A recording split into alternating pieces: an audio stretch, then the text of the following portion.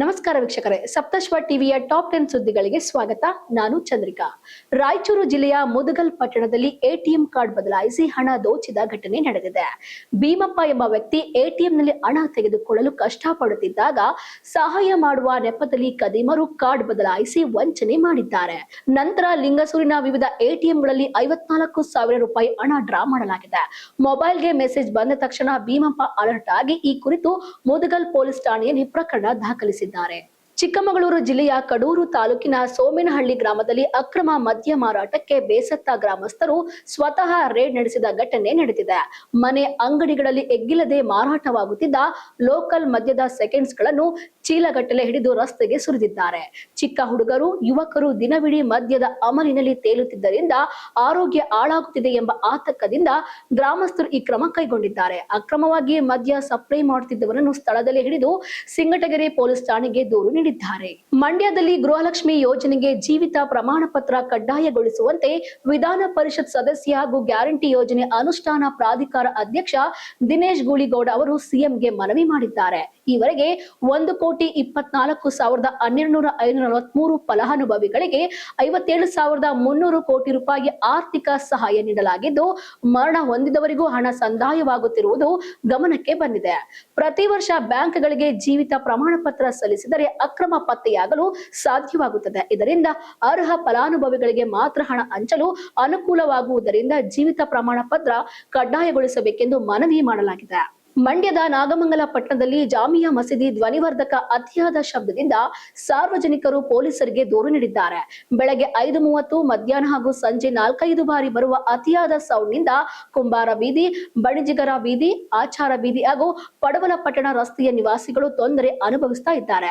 ಮಕ್ಕಳು ಹಾಗೂ ವಯಸ್ಸಾದವರಿಗೆ ಕಿರಿಕಿರಿ ಉಂಟಾಗುತ್ತದೆ ಎಂದು ಆರೋಪಿಸಿರುವ ಸ್ಥಳೀಯರು ಶಬ್ದ ಕಡಿಮೆ ಮಾಡುವಂತೆ ಪೊಲೀಸ್ ಠಾಣೆಗೆ ಮನವಿ ಸಲ್ಲಿಸಿದ್ದಾರೆ. ಕೊಪ್ಪಳದಲ್ಲಿ ಸಂಸದ ರಾಜಶೇಖರ್ ಇಟ್ನಾಳ್ ಅವರು ತಮ್ಮ ಸಹೋದರ ರಾಘವೇಂದ್ರ ಇಟ್ನಾಳ್ ಸಚಿವ ಸ್ಥಾನಕ್ಕೆ ಅರ್ಹರಾಗಿದ್ದಾರೆಂದು ಅಭಿಪ್ರಾಯಪಟ್ಟಿದ್ದಾರೆ. 3 ಬಾರಿ ಶಾಸಕರಾಗಿರುವ ರಾಘವೇಂದ್ರ ಇಟ್ನಾಳ್ ಅವರಿಗೆ ಸಚಿವ ಸ್ಥಾನ ನೀಡಿದರೆ ನಿಭಾಯಿಸುವ ಸಾಮರ್ಥ್ಯವಿದೆ ಎಂದು ಹೇಳಿದ್ದಾರೆ.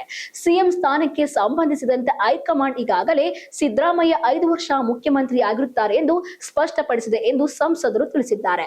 ಇದೇ ವೇಳೆ ಮಾರ್ಚ್ 4ರಂದು ಜಿಲ್ಲಾ ಅಥ್ಲೆಟಿಕ್ಸ್ ಅಸೋಸಿಯೇಷನ್ ವತಿಯಿಂದ ಕೊಪ್ಪಳ ತಾಲೂಕು ಕ್ರೀಡಾಂಗಣದಲ್ಲಿ ಅದ್ದೂರಿ ಹೋಳಿ ಆಚರಣೆ ನಡೆಯಲಿದ್ದು, ಪುರುಷರು ಹಾಗೂ ಮಹಿಳೆಯರಿಗೆ ಪ್ರತ್ಯೇಕ ವ್ಯವಸ್ಥೆ, ಆರ್ಗಾನಿಕ್ ಬಣ್ಣ, ಟಿಫಿನ್ ಹಾಗೂ ರೈನ್ ಡ್ಯಾನ್ಸ್ ವ್ಯವಸ್ಥೆ ಮಾಡಲಾಗಿದೆ. ಬೆಳಗಾವಿ ಜಿಲ್ಲೆಯ ರಾಯಬಾಗ ತಾಲೂಕಿನ ಎಲ್ಪರಟ್ಟಿ ಗ್ರಾಮದಲ್ಲಿ ನಡೆಯುತ್ತಿರುವ ಅರಣ್ಯ ಸಿದ್ದೇಶ್ವರ ಜಾತ್ರೆಯಲ್ಲಿ ಮಹೇಂದ್ರ ತಮ್ಮಣ್ಣನವರಿಗೆ 2028ಕ್ಕೂ ಶಾಸಕರಾಗಲಿ ಎಂದು ಅಭಿಮಾನಿಗಳು ದೇವರಿಗೆ ಆರೈಕೆ ಮಾಡಿದ್ದಾರೆ. ಕುಡಚಿ ವಿಧಾನಸಭಾ ಕ್ಷೇತ್ರದಿಂದ ಮುಂದಿನ ಬಾರಿಯೂ ಶಾಸಕರಾಗಲಿ ಎಂಬ ಆಶಯದಿಂದ ಬಾಳೆಹಣ್ಣಿನ ಮೇಲೆ ಹೆಸರು ಬರೆದು ದೇವರಿಗೆ ಅರ್ಪಣೆ ಮಾಡಲಾಗಿದೆ. ಸುಮಾರು 15ಕ್ಕೂ ಹೆಚ್ಚು ಅಭಿಮಾನಿಗಳು ಈ ಆರೈಕೆಯಲ್ಲಿ ಭಾಗವಹಿಸಿದ್ದು, ದೇವಾಲಯದಲ್ಲಿ ವಿಶೇಷ ಪೂಜೆ ಸಲ್ಲಿಸಿದ್ದಾರೆ. ಚಿಕ್ಕಮಗಳೂರು ಜಿಲ್ಲೆಯ ಕೊಪ್ಪ ತಾಲೂಕಿನ ಬಸರಿಕಟ್ಟೆ ತೋಟದಲ್ಲಿ ಕಾಡು ಕೋಣಗಳ ಹಿಂಡು ಪ್ರವೇಶಿಸಿ ಗ್ರಾಮಸ್ಥರಿಗೆ ತೊಂದರೆ ಉಂಟಾಗಿದೆ.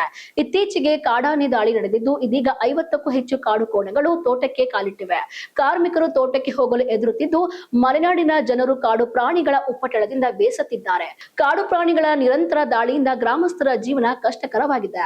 ಸರ್ಕಾರಿ ಶಾಲೆಯ ಬಿಸಿಯೂಟದ ಕೋಣೆಯಲ್ಲಿ ಆಕಸ್ಮಿಕ ಬೆಂಕಿ ಕಾಣಿಸಿಕೊಂಡ ಘಟನೆ ಚಿಕ್ಕಮಗಳೂರು ಜಿಲ್ಲೆಯ ಮುಡಿಗೇರಿ ತಾಲೂಕಿನಲ್ಲಿ ಹೆಗ್ಗೋಡಿನಲ್ಲಿ ನಡೆದಿದೆ. ಹಾಲು ಕಾಯಿಸುವಾಗ ಪಾತ್ರೆ ಸುಟ್ಟು ಅಕ್ಕಪಕ್ಕದ ವಸ್ತುಗಳಿಗೆ ಬೆಂಕಿ ಹರಡಿತು. ಶಿಕ್ಷಕರು ಮತ್ತು ಸಿಬ್ಬಂದಿಗಳ ಜಾಗೃತಿಯಿಂದ 33 ವಿದ್ಯಾರ್ಥಿಗಳು ಅಪಾಯದಿಂದ ಪಾರಾಗಿದ್ದಾರೆ. ಮಕ್ಕಳ ರಕ್ಷಣೆಗೆ ಬಂದ ತೋಟದ ಕಾರ್ಮಿಕ ವಿಷ, ಅನಿಲ ಹಾಗೂ ಹೊಗೆಯಿಂದ ಅಸ್ವಸ್ಥನಾಗಿ ಆಸ್ಪತ್ರೆಗೆ ದಾಖಲಿಸಲಾಗಿದೆ. ಕೂಡಲೇ ಸಿಬ್ಬಂದಿಗಳು ಗೋಣಿ ಚೀಲ ನೆನೆಸಿ ಸಿಲಿಂಡರ್ ಮೇಲೆ ಹಾಕಿ ಬೆಂಕಿ ನಿಯಂತ್ರಣಕ್ಕೆ ತಂದಿದ್ದಾರೆ. ಬೆಂಗಳೂರು ಜಯನಗರ 4th ಬ್ಲಾಕ್ನಲ್ಲಿ ಆಟೋ ಚಾಲಕನ ನಡವಳಿಕೆ ಸಾರ್ವಜನಿಕರ ಕೋಪಕ್ಕೆ ಕಾರಣವಾಗಿದೆ. ಕೇವಲ 3 ಕಿಲೋಮೀಟರ್ ಪ್ರಯಾಣಕ್ಕೆ 150 ರೂಪಾಯಿ ಬೇಡಿಕೆ ಇಟ್ಟ ಚಾಲಕ ಪ್ರತಿ ಕಿಲೋಮೀಟರ್ಗೆ 50 ರೂಪಾಯಿ ಕೇಳಿದ್ದಾನೆ. ಪ್ರಯಾಣಿಕನು ಮೀಟರ್ ಹಾಕಿ ಎಷ್ಟು ಆಗುತ್ತೋ ಅಷ್ಟು ಕೊಡುತ್ತೇನೆ ಎಂದರೂ ಚಾಲಕ ಒಪ್ಪದೆ, ಈ ಕಾಲದಲ್ಲಿ ಮೀಟರ್ ಯಾರೂ ಹಾಕಲ್ಲ ಎಂದು ಅಪಹಾಸ್ಯ ಮಾಡಿದ ಘಟನೆ ನಡೆದಿದೆ. ಚಾಲಕನ ನಡೆಗೆ ಕಿಡಿಕಾರಿದ ವ್ಯಕ್ತಿ, ಇಂತಹ ತಪ್ಪುಗಳಿಂದ ಇತರೆ ಆಟೋ ಚಾಲಕರಿಗೂ ಕಳಂಕ ಬರುತ್ತದೆ ಎಂದು ಗರಂ ಆಗಿದ್ದಾನೆ. ಈ ಘಟನೆಗೆ ಸಂಬಂಧಿಸಿದಂತೆ ವಿಡಿಯೋ ಸಾಮಾಜಿಕ ಜಾಲತಾಣಗಳಲ್ಲಿ ವೈರಲ್ ಆಗಿದೆ. ವಿಜಯನಗರ ಜಿಲ್ಲೆಯ ಹೊಸಪೇಟೆ ನಗರದಲ್ಲಿ ಕಾರ್ಮಿಕ ಸಚಿವ ಸಂತೋಷ್ ಲಾಡ್ ಅವರ ಹುಟ್ಟುಹಬ್ಬದ ಅಂಗವಾಗಿ ಬೃಹತ್ ರಂಗೋಲಿ ಭಾವಚಿತ್ರ ನಿರ್ಮಿಸಲಾಗಿದೆ.